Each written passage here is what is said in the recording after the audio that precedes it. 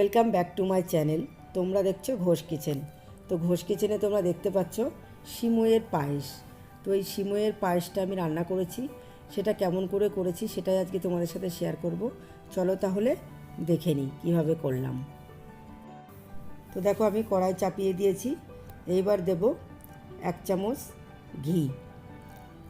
এই যে 1 চামচ ঘি দিয়ে দিলাম। ঘিটা একটু হালকা গরম হয়েছে, সাথে সাথে আমি বেশি গরম করব না, তাহলে কী হয় ঘিটা উড়ে যায়।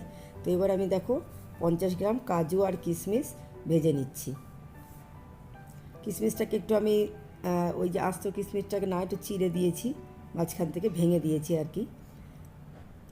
তো কিশমিশটা ফ্রাই হয়ে গেছে, আমি তুলে নিয়েছি। এবার আবার 1 চামচ আমি ঘি দিয়ে দিলাম কড়াইতে। এবার এর মধ্যে আমি অ্যাড করব 2টো তেজপাতা আর 1টা এলাচ ফাটিয়ে দেব। আমি ফাটিয়ে দিলাম। তো এটা একটু হালকা ভাজা হবে, জাস্ট 1 মিনিটও না, জাস্ট কয়েক সেকেন্ড। দেখো তো হয়ে গেছে। এবার আমি সিমইটাকে দিয়ে দিলাম। সিমই হচ্ছে 75 গ্রাম সিমই। এই সিমইটা কিন্তু কাঁচা সিমই, ভাজা সিমই না। তো আমি এটাকে একটু ভেজে নেব, পুরো একদম লাল লাল করে ভেজে নেব। তো মিনিট 5 মতো সময় দিয়ে ভাজতে হবে এটা। তো দেখো মিনিট 5 মতো সময় দিয়ে আমি ভেজে নিয়েছি লাল লাল করে। একটু কম আঁচে ভাজতে হবে, তাহলে ভাজাটা সুন্দর হয়।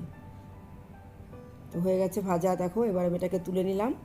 এবার আমি 3 পোয়া দুধ, মানে 750 দুধ আমি জাল দিয়ে ভালো করে ফুটিয়ে রেখেছিলাম, সেটাকে আমি কড়াইতে দিয়ে দিলাম। এবার আমি দিয়ে দিলাম ভেজে রাখা সিমইটা। তার মধ্যে কিন্তু তেজপাতা, গরম মশলা সবই ছিল, সেই শুদ্ধই দিয়ে পুরো ভেজে রাখা সিমইটাকে দিয়ে দিলাম। যেহেতু দুধটা গরমই ছিল, সেই জন্য আর দুধটা ফোটানোর জন্য অপেক্ষা করলাম না। আমাকে জাল দিয়ে দুধটা গরম করে রেখেছিলাম। তো দেখো মিনিট 5 ফোটানোর পরে এই অবস্থায় এসছে এবং এটা এখন সিদ্ধ হয়ে গেছে। তো আমি একটা এরকম কেটে দেখাচ্ছি তোমাদের। দেখো এই দেখো চামচ দিয়ে একটু কেটে দেখালাম, দেখো সিদ্ধ হয়ে গেছে এবং সিমইটা পুরো আস্ত আছে। তো আমার সিমইটা প্রায় রেডি হয়ে এসছে। এবার আমি দিয়ে দেব কাজু কিশমিশ ভেজে রেখেছিলাম যেটা, সেটাকে দিয়ে দিলাম। তো এটা 2 মিনিট পরে, কাজু কিশমিশটা দেওয়ার 2 মিনিট মতো পরে আমি এবার চিনিটাকে অ্যাড করব, কারণ শেষ মুহূর্তে চিনিটা দিতে হবে।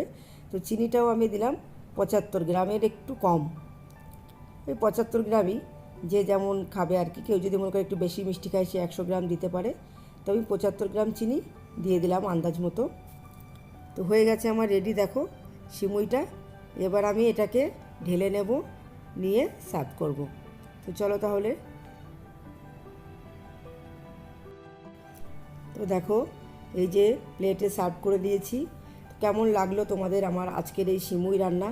যদি তোমাদের ভালো লাগে অবশ্যই করে আমার চ্যানেলটাকে সাবস্ক্রাইব করতে ভুলবে না, আর বন্ধুদের সাথেও শেয়ার করতে কিন্তু ভুলবে না।